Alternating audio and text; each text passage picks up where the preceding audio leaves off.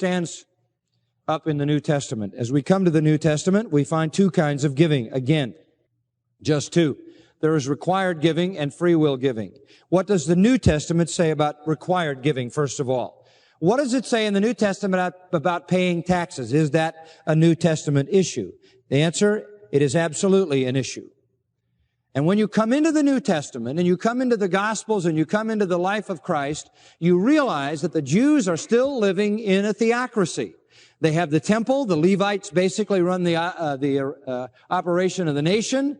Those people who have all the political power are religious people. They are Pharisees. They are Sadducees. They are the people who lead in all areas of life.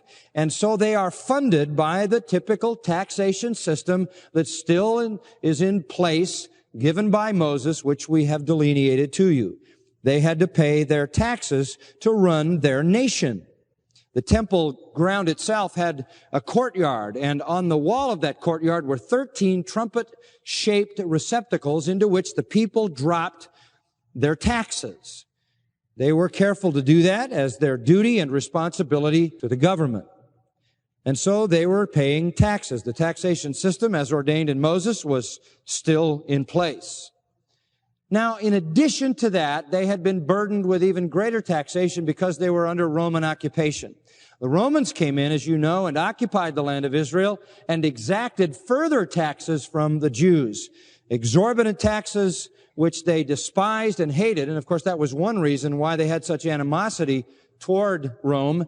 That gave rise to a group called the Zealots who went around stabbing Romans clandestinely, some sort of terrorists. Taxation was what they hated and despised as much as anything. The Romans also conscripted Jews to be their tax collectors. And they would collect whatever Rome required, and anything else they could collect went into their own pockets. And so they became corrupt and took from the people what was not even rightly theirs. So the people were under a heavy burden of taxation in the land of Israel, and it well could have been that some would expect Jesus would come in and say, hey, you guys need to have a tax revolt. You need to go stab all of the tax collectors, and you need to throw off this yoke of Roman taxation, et cetera, et cetera. But Jesus never, ever said anything even remotely close to that. Never even commented on whether taxation was fair or unfair, never involved himself in that at all. What he did teach was pay your taxes. He upheld the Old Testament requirement. For example, listen to these words. And when they had come to Capernaum, those who collected the 2 drachma tax came to Peter and said, does your teacher not pay the 2 drachma tax? Being a reference to Jesus, he asks Peter, does Jesus pay his tax? And he said, yes.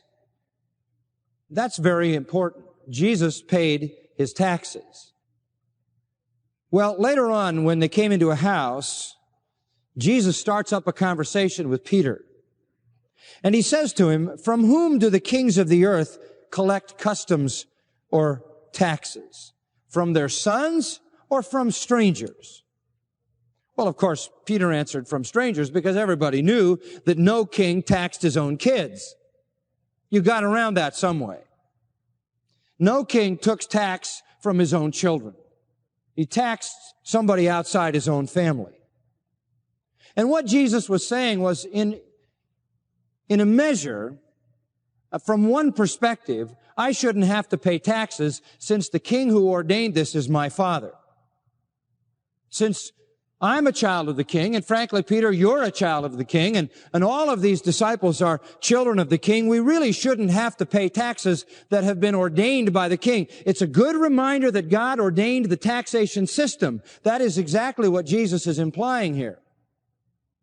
And he's saying, theoretically, on the human standard, you wouldn't expect that we would have to pay taxes to our own Father who is behind all human government. Romans 13 says government is ordained by God.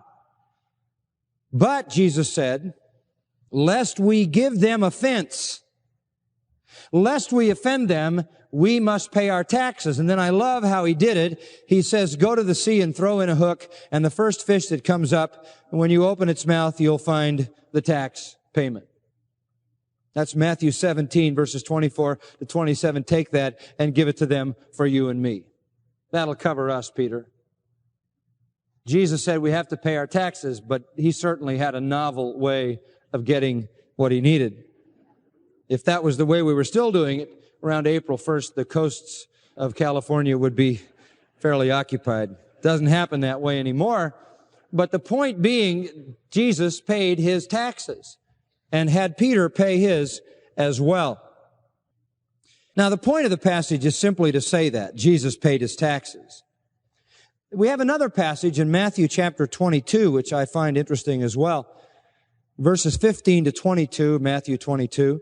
It says, Then the Pharisees went and counseled together how they might trap him in what he said. They were always trying to do this, to trap Jesus in his words, always trying to do it in a public place so that somehow he would incriminate himself publicly and people would hear it and it would start some kind of a reaction that would bring him down.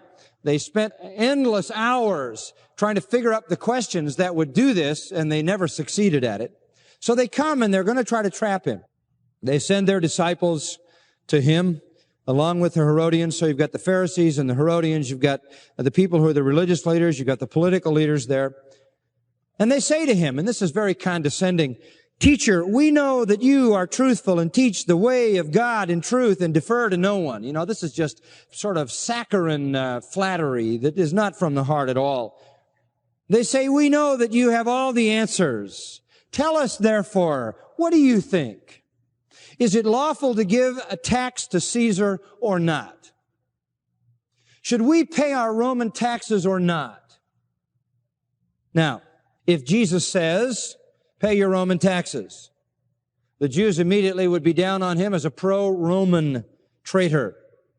If he said, don't pay your taxes, the Romans would be after him for being an insurrectionist and breaking the law. So the Jews were sure that they had him between a rock and a hard place. The text of Matthew 22 says Jesus perceived their malice or their evil. And he said, why are you testing me, you hypocrites? Show me the coin used for the tax.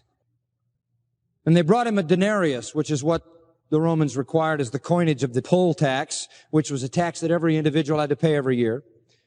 And he said to them, whose likeness and inscription is this? And they said to him, Caesar. Caesar's face was pressed on the coins.